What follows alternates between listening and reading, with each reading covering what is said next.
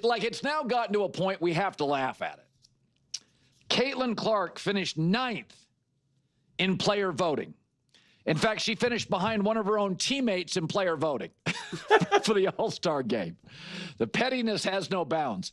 But it's interesting. For years, the WNBA players were pointing fingers. They were saying people are sexist, the media is sexist, we're not being promoted, we're underappreciated. And then they get the golden goose, and they don't like what it looks like. Iowa girl, Indiana girl. Well, who knows, and I've said this for years, when the wave hits, ride it. You don't know what it looks like. Don't fight it. When Puka Nacua went in the 5th round of the Rams, and they suddenly in camp went, oh, we just found a new number 1 receiver. He's better than Cooper Kupp. They didn't fight it. Did you think when you watched Tom Brady at the Combine, that looked like the GOAT? They had just signed Drew Bledsoe to a $103 million contract. That was a lot of money back then. And then a year in, they're like, I'm going to go with Brady. They didn't fight it. And Drew Bledsoe was still very, very good. So, there's obviously a racial component here. The WNBA players, they just don't like what the wave looks like. They wanted to fly private. They wanted to be more popular. They wanted a better deal in the CBA, which they'll get. They wanted sold-out arenas. They got it. They don't necessarily think it should be this. But again, you can't fight it. You just never know what success looks like. I mean, every company in the country would love to go viral every day for free marketing. If they knew how to do it, they'd all be viral every day. Like, you just don't know. Is it authentic? It touches people. There's a tentacle of emotion involved, and suddenly some small town kid goes viral, or a singing frog. Who knows? I wouldn't have guessed that Caitlin Clark would be this transformative. I wouldn't have guessed Tom Brady would be the GOAT. Don't fight it. The wave, the meteor, doesn't necessarily look like you think it's going to look.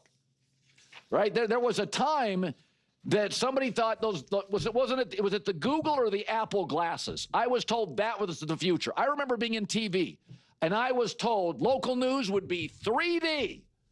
I can remember working at the other place. We had an event that was an Ohio State football game. We all took 3D glasses. This is the future of television. At that time, nobody knew what streaming was. There was no Netflix. So you just don't know what the wave looks like. When it arrives, don't fight it. Just ride it. It's so breathtaking. And this is what the fans and the media, and they try to do. They try to gaslight you. They say, there's no bias, there's no this, there's no that. And then we get literal proof. I mean, Caitlin Clark's out there breaking records. Is on one of the most insane, historic paces. Is absolutely dominating. Is having mind-blowing moments against great teams, bad teams, anyone in between. And her peers, vote her 9th. It's breathtaking. It's stunning. It's all the evidence you need. And this is why I pled with Caitlin Clark, and I said, do not try to be their friends. Do not try to win them over. There was a little bit of that rookie year, trying to be like, all right, I gotta pay my dues. I gotta respect these women that came before me. No, you don't. No, you do not. So I kept saying, I said, be Kobe. Be Kobe. Watch that documentary.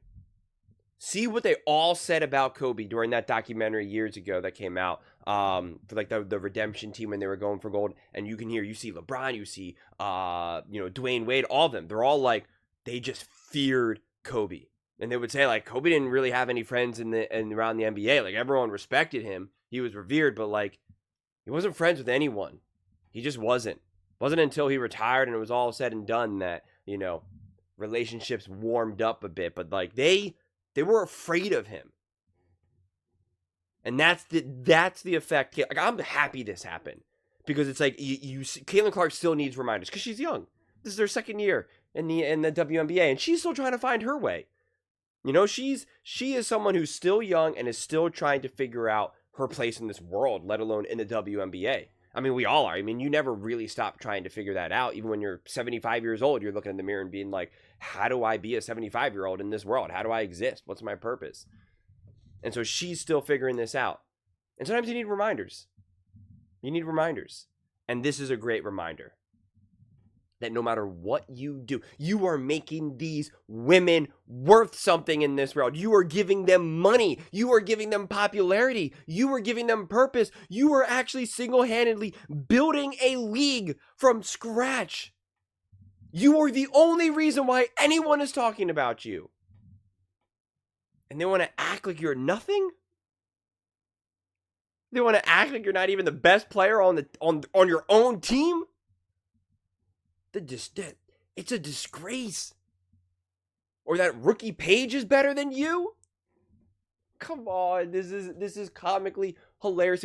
I'm not even going to go through all the stats. I'm not going to go through all the records that she's broken, the pace that she's at, how she's doing things that took these women literally hundreds of games to do, that she did in like 40, 42, 30, like depending on which record we're talking about. I mean, it's just mind-blowing. And that's just, as I made in previous videos, like, that's just the cold stats. Not even actually being like, look how she actually gets here. The type of shots she's taking, the type of passing that she has, the type of defense that she faces game after game after game. I mean, they talk about like Kelsey Mitchell or any of these other people. It's because of Caitlin Clark. It's because of Caitlin Clark. It's just unbelievable.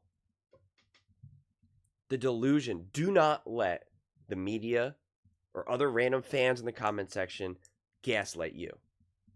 They resent and they hate Caitlin Clark. That is a fact. And like Colin just said, I'm glad Colin did not hold back. He's like, petty. Because that's what it is.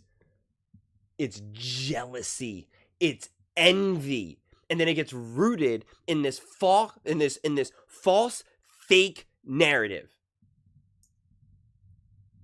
This false fake narrative of gender and race and this and that. It's nonsense. Nonsense.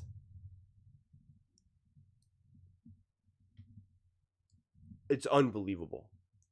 It's unbelievable. It's breathtaking. It really is.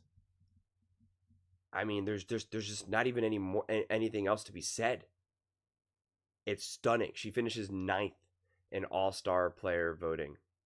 Why don't peers give her more respect? Because of jealousness. There's still a bunch of 12-year-olds on the playground.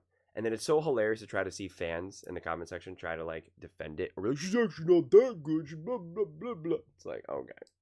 And it's hilarious because they try to say that Caitlin Clark fans don't actually know ball. And it's like, you got people trying to pretend like Caitlin Clark is actually not absolutely insane out of her mind. If she wasn't, then why is she doing things that we've never seen at a pace that we've never seen? This is just...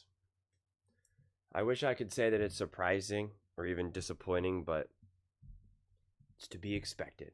It's to be expected. Those are just my thoughts. I'd absolutely love to hear yours. What do you guys all think about Caitlin Clark and just the pettiness that she still experiences from her own WNBA peers? Let me know in the comments below. I read every single comment. So whether you agree with me or disagree with me, either way, let's get in some discussions. Let's get in some fights. But ultimately, let's just have some fun. And please do consider subscribing. We are building an amazing community here, and I absolutely love to see you part of it. I want to build something that we all genuinely feel connected to. Something that we're really excited to be part of. I think we're on our way to doing it. And please don't forget to give this video a thumbs up, as it really does help with visibility and the algorithm. Thank you so much. See you next time.